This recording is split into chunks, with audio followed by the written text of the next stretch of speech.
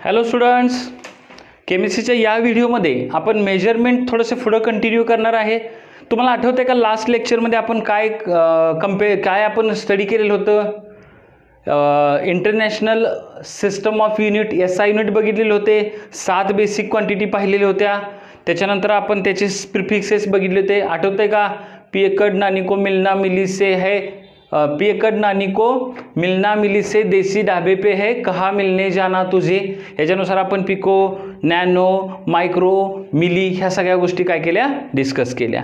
आज आपण हे मेजरमेंट्स वापरायचे कुठल्या प्रॉपर्टीचे मेजरमेंट करायचे आहेत हे आपल्याला बघायचे आहे. चला, पहिली प्रॉपर्टी आपली असेल that is mass and weight. आपण मास अँड वेट कसं मेजर करायचं हे बघायचं आहे. कुठली प्रॉपर्टी आपली? Mass and weight. चलो, आता मास म्हणजे काय आणि वेट म्हणजे काय हे आपल्याला बघायचं आहे. मास म्हणजे काय बघा, तर अमाऊंट ऑफ मॅटर. मासची जर डेफिनेशन उद्या विचारली तुम्हाला तर काय लिहायची बघा? Amount of matter present in body. एक कोणतीही बॉडी घ्यायची आणि त्या बॉडीचं मास म्हणजे काय. फॉर एक्झाम्पल, आपण ही बॉडी घेतली. आता ही आपली काय शाईची बॉटल आहे, ही बॉडी आहे. ह्या बॉडीच्या आतमध्ये असलेल्या मॅटरचं अमाऊंट जेवढं असेल त्याला ह्याला काय म्हणायचं, आपण ह्या बॉडीचं मास म्हणायचं. बरोबर आहे का? आणि आता आपण वेट कशाला म्हणायचं? बऱ्यापैकी मुलांचं 10वी पर्यंत येईपर्यंत एकच म्हणणं असतं की मास आणि वेट दोन्ही क्वांटिटी एकच आहेत, दोन्ही प्रॉपर्टीज एक नाही आहेत, थोडासा फरक आहे. वेट म्हणजे काय? तर वेट म्हणजे it is the force acting on body by अर्थ. ठीक आहे, इकडे लिहूया आपण बाय अर्थ. आपली जी ही अर्थ आहे, ही अर्थ आपल्या कोणत्याही बॉडीवर जो फोर्स क्रिएट करते, फोर्स अप्लाय करते, तो force is nothing but the weight. आता वेट आणि मास ह्यामधला बेसिक डिफरन्स बघा. वेट कसा असतो, मास कसं असतं? Mass remains constant. मास हे नेहमी कॉन्स्टंट असतं, but weight is a variable. व्हॅरिएबलचा अर्थ काय? वेगवेगळं असू शकतं. याचा अर्थ काय? तुम्ही डॉक्टरकडे जाता, डॉक्टर पहिल्यांदा काय म्हणतात? वेट बघा, वजन बघा. आपण जे त्या वजन काट्यावर उभा राहून पाहतो ना, ते आपलं वेट नसतं, ते आपल्या बॉडीचं मास असतं. आपल्या बॉडीचं काय असणार आहे? मास असणार. आणि त्या मासला ॲक्सेलरेशन ड्यू टू द ग्रॅव्हिटीनं जर मल्टिप्लाय केलं तर तुमचं काय येत असतं? वेट येत असतं. What is the SI unit of weight? वेटचं SI युनिट काय आहे? kg. बरोबर आहे का? kg मध्ये आपण काय मोजतो? मास मोजतो. बरोबर ना? वेटचं नाही, मासचं SI युनिट काय तुमचं? kg आहे. तर बघा, आपण डॉक्टरांना सांगतो की किंवा आपण एकामेकाला सांगतो तुझं वजन किती आहे? माझं वजन 50 किलो आहे. 50 किलो 50 kg. kg म्हणतो म्हणजे आपण काय मोजतोय? वेट की मास? मराठीत जर तुम्ही शब्द पाहिले, वेट म्हणजे काय? वेट म्हणजे वजन आणि मास म्हणजे काय?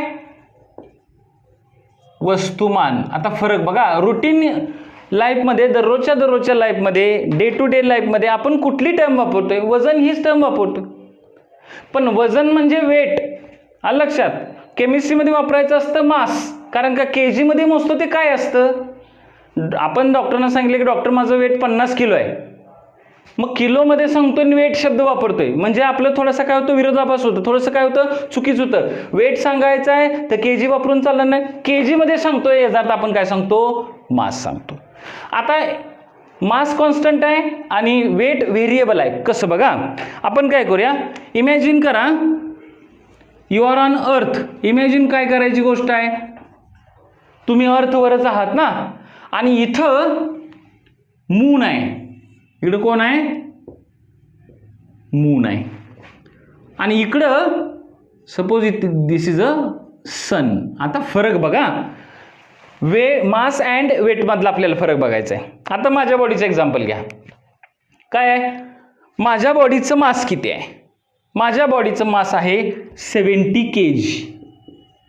माझ्या बॉडीचं मास किती आहे? 70 kg. तर माझ्या बॉडीचं वेट किती झालं? 70 kg नाही, 70 kg is the mass of my body. माझ्या बॉडीचं जर मास 70 kg असेल तर ह्या मासला कशानं मल्टिप्लाय करावं लागेल?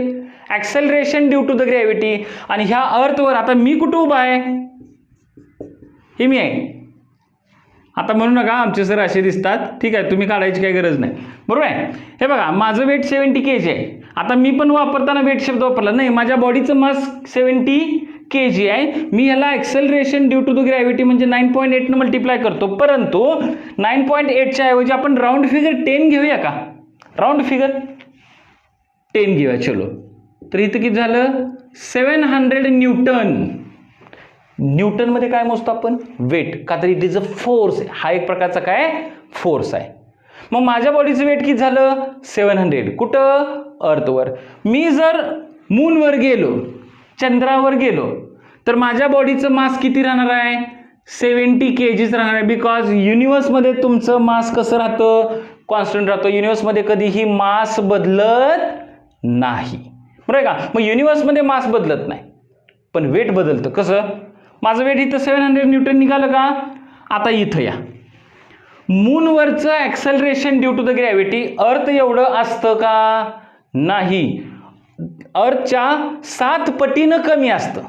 अर्थच्या किती असतं? 7 पटीनं कमी असतं. इथं आपण 10 घेतलंय, इथं किती असावं? चलो 2 कन्सिडर करूया. तर किती झालं? 140 न्यूटन. मग माझं वजन इथं 700 न्यूटन भरतंय. कुठं? अर्थवर. तर मूनवर 140 का भरणार? तर मूनवर ही ॲक्सेलरेशन ड्यू टू द ग्रॅव्हिटीची व्हॅल्यू काय असणार आहे? कमी असणार आहे. म्हणजे वेट इज इक्वल टू काय येणार आहे? Mass into acceleration due to the gravity. ही व्हॅल्यू कॉन्स्टंट राहील, पण ही व्हॅल्यू चेंज होते ना.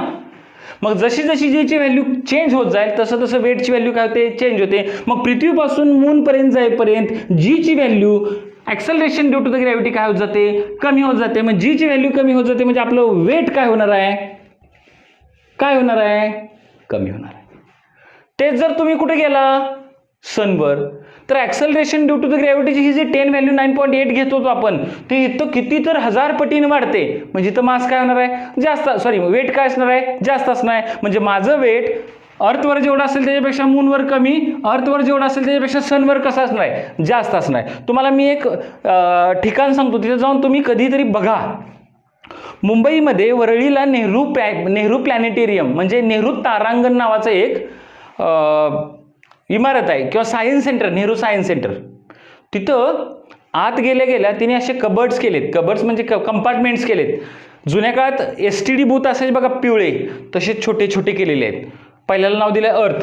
तिथे एक वेइंग बॅलन्स, वजन काटा ठेवलाय. तुम्ही तिथं जाऊन उभा राहिला ना, बघितलं की तुमचं वेट चलो अमुक 1 kg दाखवतं. ते तिथे सुद्धा kg मध्ये दाखवतं. ऍक्च्युअली वेट kg मध्ये नाही आपण, तरी पण kg मध्ये दाखवते.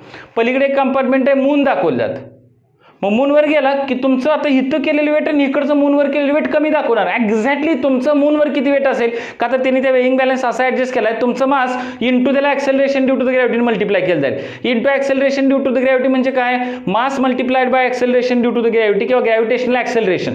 मूनवर ग्रॅव्हिटेशनल ॲक्सेलरेशन ह्या जीची व्हॅल्यू कमी करून ठेवली असते. सनवर जर गेलो तर सनवर ही कितीतर पटीने वाढली असते. मी वैयक्तिक गेलेलो होतो, त्यावेळी माझं वजन पृथ्वीवर 70 किलो भरलं, तर माझं मूनवर 6 किलो भरलं आणि इथं माझं 2000 किलो भरलं. याचा अर्थ काय? माणूस बदलला का? नाही. ही व्हॅल्यू कॉन्स्टंट होती, ही व्हॅल्यू बदलली की तुमचं वेट बदलत असतं. अलग लक्षात? चलो, आता काय करायचं आहे? What is the SI unit बघितले का आपण? SI युनिट ऑफ मास काय आहे? केज, बरोबर आहे का? बट काय दिले बघा, आपण ह्याचा अजून एक युनिट वापरू शकतो, ते म्हणजे काय? ग्राम. ह्याचा आपण अजून एक युनिट वापरू शकतो, दॅट इज अ ग्राम. ग्राम का वापरायचं? तर केमिस्ट्रीमध्ये एक्सपेरिमेंट करताना आपण अतिशय कमी क्वांटिटीमध्ये सबस्टन्स घेत असतो. आता अतिशय कमी क्वांटिटी घेत असताना तुम्हाला kg वापरणं सोयीचं होतं का? kg वापरणं सोयीचं होत नाही. काय वापरावं लागतं तिथं? ग्रॅम. का तर स्मॉलर युनिट आहेत ना. दररोजच्या दररोज रुटीन लाईफमध्ये आपण ग्रॅमच वापरतो, kg शक्यतो वापरत नाही. मग इथं एक कन्व्हर्जन लक्षात ठेवा, 1 kg इज इक्वल टू 1000 ग्राम. हे लक्षात ठेवा. किंवा तुम्ही असं पण लिहू शकता, 1 kg is equal to 10⁻³ gram. 1 gram is equal to 10⁻³ kg. बरोबर आहे का बघा. चला एवढं सगळा स्क्रीनशॉट काढून घ्या किंवा लिहून घ्या, जेणेकरून काय होईल, हे तुमचं एक कन्व्हर्जन होईल जे आपल्याला बऱ्याच ठिकाणी केमिस्ट्रीमध्ये वापरायला लागणार आहे. चालेल. स्क्रीनशॉट काढून घेतला. चलो स्क्रीनशॉट काढून घ्या असा. चलो घेतला किंवा मग व्हिडिओ पॉज करून लिहून घेतलं तरी चालेल. मी आता हे रब करू. आपल्याला पुढली प्रॉपर्टी बघायची आहे. चलो आता पुढली प्रॉपर्टी आपली काय असणार आहे, that is the volume. What is volume. मी हे रब करत बघा. व्हॉट इज व्हॉल्यूम, तर it is the space occupied by object. कुठल्याही ऑब्जेक्टनं युनिवर्समधली किती स्पेस ऑक्युपाय केली, ती स्पेस म्हणजे तुमचं काय असणार आहे, व्हॉल्यूम असणार आहे. आता ते व्हॉल्यूम डिटेलमध्ये आपण डिस्कस करायचं आहे. तिथे जरा कन्व्हर्जन्स जास्त आहेत. आता काय मासमध्ये कन्व्हर्जन जास्त नव्हती, पण व्हॉल्यूमच्या केसमध्ये कन्व्हर्जन्स ही जास्त असणार आहेत. चलो बघूया. बघा आपली सेकंड प्रॉपर्टी कोणती आहे, व्हॉल्यूम. सेकंड प्रॉपर्टी कोणती, व्हॉल्यूम. व्हॉल्यूम म्हणजे काय, it is the space, it is the space occupied by an object is called as a volume. Volume म्हणजे काय, कोणताही ऑब्जेक्ट ह्या युनिवर्समधली किती स्पेस ऑक्युपाय करतो, त्याला स्वतःला किती जागा लागते, त्याला आपण म्हणतो व्हॉल्यूम. व्हॉल्यूमला सिंपल मराठीत असंही लक्षात ठेवा, एखाद्या ठिकाणी असलेली मोकळी जागा. आता काय करूया, मोकळी जागा म्हणजे कसं, मी तो बाय माझ्या बॉडीचं व्हॉल्यूम काढायचं आहे. म्हणजे काय करायचं आहे, इमॅजिन करा माझ्या बॉडीला सगळीकडून आपण अशा लाईन्स ड्रॉ केल्यात. म्हणजे माझ्या बॉडीला आउटलाईन अशी काढली, पाठीमागून फुडून खालून वरून सगळीकडं, आणि ती आउटलाईन म्हणजे पेन्सिलनं काढलेली रेषा तशाच ठेवायच्या. आणि मी जर बाजूला सरकलो इकडं, तर इकडं तुम्हाला एक आउटलाईन दिसेल का, अशी पोकळ जागा दिसेल का, that is the volume of my body. म्हणजे काय, ती मोकळी जागा, ती पोकळ जागा माझ्या बॉडीनं ऑक्युपाय केली होती का, this is the space occupied by the object. Object म्हणजे किंवा body is called as a volume. For example मी तुम्हाला एक इथं क्यूब काढतो. केमिस्ट्रीमध्ये क्यूब पटकन काढता आला पाहिजे का, तर ह्या क्यूबवर बऱ्याचशाच गोष्टी डिपेंड आहेत. पुढे तुम्हाला 12वीला एक पूर्णपणे टॉपिक आहे, त्याच्या टॉपिकमध्ये पटकन क्यूब काढता येणं गरजेचं आहे. मी काढला का क्यूब. चलो आता मला ह्या क्यूबचं व्हॉल्यूम बघायचं आहे. व्हॉल्यूम बघायचं आहे म्हणजे मी काय करणार बघा, इथून इथपर्यंतची लेंथ, बरोबर आहे, ही झाली लेंथ, ही त्याची काय झाली विड्थ, आणि इथून इथंची लेंथ म्हणजे काय झाली त्याची हाईट. ह्या तिन्हीचा गुणाकार केला तर ही काय येते तुमची space of the volume of the cube येत असतो. तिन्हीचं काय केलं आपण, जर मल्टिप्लिकेशन केलं, तिन्हीचं म्हणजे कुणाचं, लांबी, रुंदी आणि उंची. हा लक्षात, कधीही लक्षात ठेवायचं, कुठलाही ऑब्जेक्ट म्हणजे काय, त्या ऑब्जेक्टनं ऑक्युपाय केलेली स्पेस ती कशी काढायची, त्या ऑब्जेक्टची लांबी, रुंदी आणि उंची तिन्हीचं काय करायचं, मल्टिप्लिकेशन करायचं. मग मला सांगा length, what is the unit of length, किंवा व्हॉल्यूमचं आपण काय करूया, इकडं फॉर्म्युला लिहूया. व्हॉल्यूमचा फॉर्म्युला काय, लेंथ सांगा इंटू विड्थ इंटू हाईट.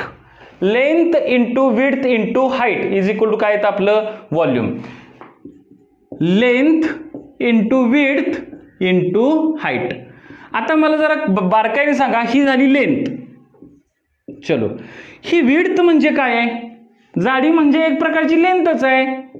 चलो हाईट, उंची, उंची म्हणजे काय, उंची सुद्धा एक प्रकारची काय लेंथच आहे. मग आपला युनिट काय होईल किंवा त्याचं फॉर्म्युला काय होईल, एल क्यूब होईल.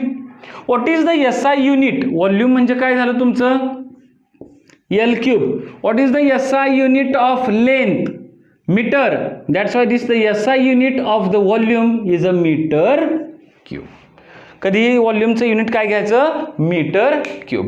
आता मीटर क्यूब म्हणजे काय, आलं लक्षात, ही this is the SI unit of the. SI unit पेक्षा ही वेगळी युनिट वापरायला लागतात की. आपण कुणाच्या केसमध्ये बघितलं होतं, मासच्या केसमध्ये आता थोड्या वेळापूर्वी बघितलं तर काय बघितलेलं होतं की केजीच्या ऐवजी ग्रॅम बघितलं. 1 kg = 1000 ग्रॅम, 1 kg = 10³ ग्रॅम बघितलं होतं. 1 ग्रॅम = 10⁻³ kg हे पण पाहिलं होतं. आता आपण काय करायचं आहे, व्हॉल्यूमसाठी मीटर क्यूब न वापरता अजून एक वेगळ्या गोष्टी काय करायच्या आहेत, वापरायच्या आहेत. कॉमन युनिट्स कोणती कोणती वापरली जातात बघा. कॉमनली तर मी काय करतो, वेगळी इंक वापरतो. कॉमनली सीएम क्यूब वापरलं जातं, लिटर वापरलं जातं, डीएम क्यूब वापरलं जातं. आलं लक्षात? लिटर झालं, डीएम क्यूब झालं. थांबा, कुठलं विसरलं का? सीएम क्यूब, लिटर म्हणजे डीएम क्यूब. एमएल काय कुठलं वापरलं जातं? एमएल सुद्धा वापरलं जातं. आता हे जे कन्व्हर्जन्स बघायचे, कन्व्हर्जन्स काय आहेत बघा. 1 लिटर, आता हे तुम्हाला जनरल रुटीन लाईफमध्ये माहीत असेल की 1 लिटर = 1000 ml. हे तर सगळ्यांना माहीत असतंच की 1 लिटर म्हणजे किती, 1000 ml. आणि 1 dm क्यूब = 1000 cm क्यूब. हे एक आहे का, लिटर म्हणजेच डीएम क्यूब, एमएल म्हणजेच सीएम क्यूब. हे लक्षात ठेवा. काही ठिकाणी तुम्हाला लिटर वर्ड दिला जाईल तर तो तुम्ही समजून घ्यायचा डीएम क्यूब सुद्धा असू शकतो, आणि एमएल दिलं तर ते सीएम क्यूब असू शकतं. सीएम क्यूब म्हणजे त्याला सीसी पण म्हणतात, क्यूबिक कॅपॅसिटी पण म्हणतात, क्यूबिक सेंटीमीटर पण म्हणतात. क्यूब सेंटीमीटर हे रीड करताना असं करायचं, सेंटीमीटर क्यूब, आणि हे कसं सेंटीमीटर क्यूब किंवा क्यूबिक सेंटीमीटर, क्यूबिक कॅपॅसिटी. आता तुम्ही जर म्हणाल की 1 ml म्हणजे किती, तर हे व्हॉल्यूम आहे. ml मध्ये मोजतोच ना आपण, ml मध्ये सुद्धा व्हॉल्यूम मोजतात. व्हॉल्यूम कशात 5 युनिट ही तुम्ही तुम्हाला देतोय. ml आहे, डीएम क्यूब आहे, लिटर आहे, सीएम क्यूब आहे, शिवाय आपले SI युनिट कुठला आहे, मीटर क्यूब आहे. बरोबर आहे का? आता काय करायचं, 1 ml वॉटर म्हणजे किती नक्की, एक्झॅक्टली 1 ml वॉटरचं व्हॉल्यूम कसं काढतात बघा. हा क्यूब घेतलाय का आपण, बघा तुम्हाला 1 ml वॉटर म्हणजे आता मी जी गोष्ट सांगितल्यानंतर तुम्हाला क्लिअरलीच आयडिया होईल की 1 ml वॉटर म्हणजे एवढं वॉटर. 1 ml वॉटर म्हणजे किती वॉटर, तर बघा मी हा क्यूब घेतलाय का, जस्ट मिनिट, सॉरी, बघा समजा ह्या क्यूबची लेंथ आहे 1 सेंटीमीटर, विड्थ आहे 1 सेंटीमीटर, आणि हाईट सुद्धा आहे 1 सेंटीमीटर. आलं लक्षात? मग याचं व्हॉल्यूम किती झालं, या क्यूबचं व्हॉल्यूम किती झालं, 1 cm क्यूब. आता मी काय करतोय, वरून वॉटर टाकायला सुरुवात केली, ह्या क्यूबमध्ये, ह्या ठोकळ्यामध्ये पाणी भरायला सुरुवात केलं. ह्या 1 cm क्यूब व्हॉल्यूम असलेल्या क्यूबमध्ये जेवढं पाणी मावेल ते पाणी किती असणार आहे, 1 ml. म्हणजे 1 cm क्यूब = 1 ml. आलं का? 1 cm क्यूब = 1 ml आलं. आता 1 dm क्यूब = 1000 cm क्यूब आले. इथं हे अतिशय महत्वाचं आहे, ml म्हणजेच cm क्यूब आणि cm क्यूब म्हणजेच ml. इथंपर्यंत क्लिअर झालं का?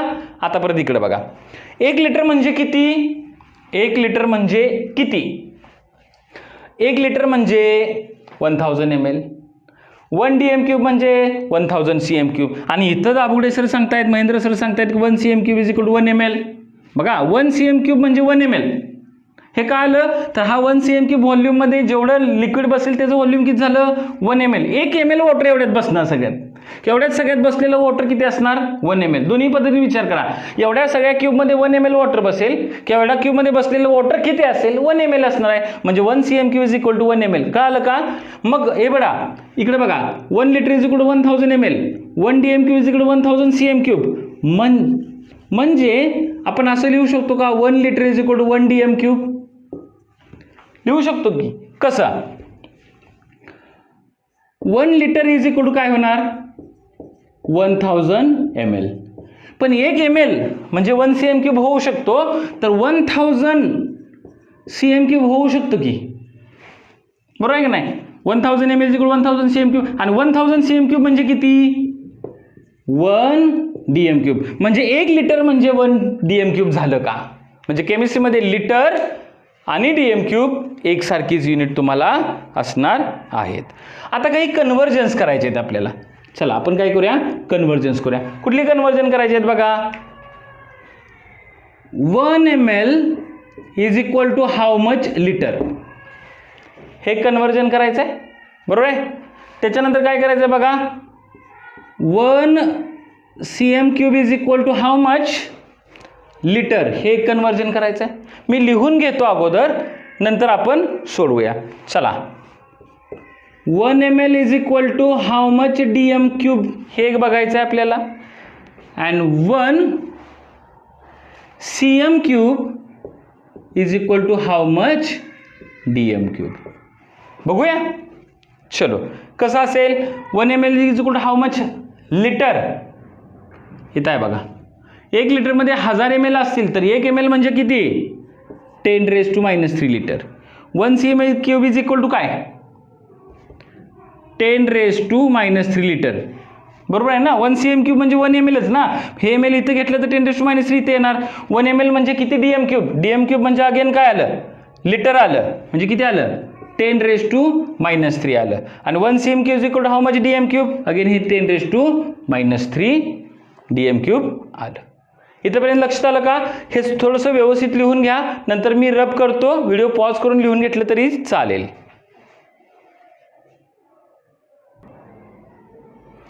लिहिलं का, आय होप की लिहिलेलं असावं. चलो, आपली नेक्स्ट प्रॉपर्टी आहे, that is the density. Density म्हणजे काय, it is the ratio of or it is the mass of, दोन्ही पद्धतीने लिहू शकता का, लिहू शकतो, mass per unit volume is the density. एक युनिट व्हॉल्यूममध्ये तुमच्या ऑब्जेक्टचं किती मास बसतं, त्या मासची क्वांटिटी, त्याला मासला आपण काय म्हणतो, density. What will the formula of density, D is equal to काय येणार आहे, mass upon volume. What is the SI unit, काय होऊ शकतं बघा, मासचं युनिट आहे kg आणि व्हॉल्यूमचं युनिट काय आहे, मीटर क्यूब आहे. म्हणजे तुमच्या डेन्सिटीचं युनिट काय झालं, kg पर मीटर क्यूब. हे अशाही पद्धतीने लिहिलं जाऊ शकतं, kg पर मीटर क्यूब. पण kg सुद्धा मोठं युनिट आहे. एसआय युनिट असेल तरी पण ते युनिट मोठं आहे. रुटीन लाईफमध्ये वापरताना kgच्या ऐवजी ग्राम वापरायचं आणि मीटर क्यूबच्या ऐवजी काय वापरायचं, ml वापरायचं. kg पर ml, का तर मीटर क्यूबच्या ऐवजी काय येणार तुमचं, ग्रॅम पर cm³ आणि cm³ म्हणजेच काय असणार आहे, ml असणार आहे. त्यामुळे आपण डेन्सिटीचं केमिस्ट्रीमधलं युनिट वापरायचं कुठलं, तर ग्रॅम पर ml, हे एक लक्षात ठेवा. ॲक्च्युली एसआय युनिट आहे ग्रॅम पर मीटर क्यूब, परंतु आपण आपल्या रुटीन लाईफसाठी किंवा रुटीन कॅल्क्युलेशनसाठी ग्रॅम पर ml हे वापरायचं आहे. आलं लक्षात. आता लास्ट प्रॉपर्टी आपली असेल तर that is called as a temperature. आता मी हे रब करत बसत वेळ घालवत नाही, ठीक आहे. कुठलं, temperature. What is temperature, it is denoted by capital T. हे लास्ट लेक्चरला मी ऑलरेडी घेतलेलं आहे. टेम्परेचर म्हणजे काय, it is the degree of hotness or coldness of the body. एक बॉडी किती हॉट आहे, एक बॉडी किती कोल्ड आहे हे सांगण्याचं परिमाण म्हणजे तुमचं टेम्परेचर असणार. ह्याला आपण असं म्हणूया का, degree of hotness or coldness of body is called as a your temperature. मग टेम्परेचरचं एसआय युनिट काय आहे, SI unit of the temperature already you know फिजिक्समध्ये झालेलं असणार आहे. काय असेल, SI unit is the kelvin and it is denoted by K. Last लेक्चरला झालेलं आहे, आपण लास्ट व्हिडिओमध्ये आपण कव्हर केलेलं आहे, केल्विन आहे. परंतु ह्या केल्विन सोबत अजून कॉमन युनिट्स काय काय आहेत, तर कॉमन लिहितो मी इथं, असं व्हायला नको की एसआय लिहिलं आहे. Common unit generally degree Celsius, degree Fahrenheit हे सुद्धा वापरलं जातं. आपल्याला तिन्हीची इंटर कन्व्हर्जन्स यायला पाहिजेत. आता तिन्हीची इंटर कन्व्हर्जन यायची म्हणजे काय, तर एखाद्या बॉडीचं टेम्परेचर केल्विनमध्ये मोजतात, डिग्री सेल्सिअसमध्ये पण ते मोजता आलं पाहिजे, कन्वर्ट करता आलं पाहिजे, फॅरेनहाइटमध्ये पण कन्वर्ट करता आलं पाहिजे. एवढी गंमत भारी आहे बघा. What is the body temperature, what is the human body temperature. Normal body temperature किती असतं, 37 डिग्री सेल्सिअस. आपल्या बॉडीचा ताप किती असतो, कधी ऐकले का पिक्चरमध्ये, 102 ताप आहे, 101 ताप आहे. डॉक्टर तुम्हाला काहीतरी म्हणले नाही 104 ताप आहे. मला सांगा आपल्या बॉडीचं टेम्परेचर 37 डिग्री सेंटीग्रेड असतं हे तर तुम्हाला सगळ्यांना माहीत आहे की 37 डिग्री सेंटीग्रेड आपल्या बॉडीचं नॉर्मल टेम्परेचर असतं. जर ताप आल्यावर डॉक्टर म्हणतात की 101 ताप आला. 101 ताप आला म्हणजे काय? 101 डिग्री सेंटीग्रेड झालं का ते? इमॅजिन करा आपल्या बॉडीचं टेम्परेचर 101 डिग्री सेंटीग्रेड झाला तर आपण इव्हॅपरेट होऊन गेलो असतो, बॉईल झालो असतो ना, इव्हॅपरेट होऊन गेलो असतो, मरून कधीच गेलो असतो. 101 सांगतात ते फॅरनहाइटमध्ये. गंमत बघा ना केमिस्ट्रीची. SI unit kelvin, body temperature सांगताना सांगायचं डिग्री सेल्सिअसमध्ये, ताप बॉडीचं सांगताना सांगायचा फॅरनहाइटमध्ये. यासाठी तुम्हाला काही कन्व्हर्जन्स ही यायला पाहिजेत. काय कन्व्हर्जन्स असणार इथं आपण बघूया. तर आपण काय करूया, इथं एक स्केल ड्रॉ करूया. काय करायचं इथं आपल्याला एक 3 स्केल काढूया. स्केल कोणती कोणती असणार आहेत?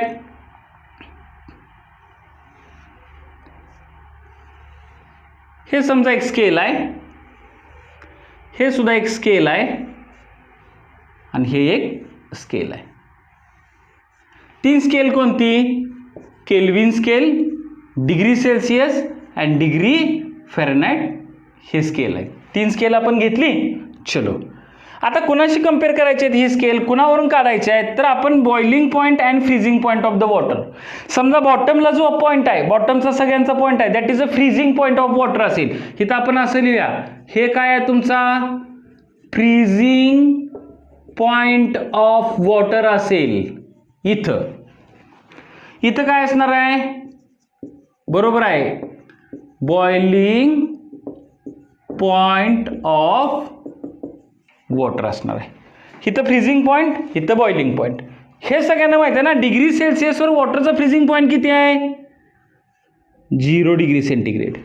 आणि what is the boiling point of water? 100 degree centigrade.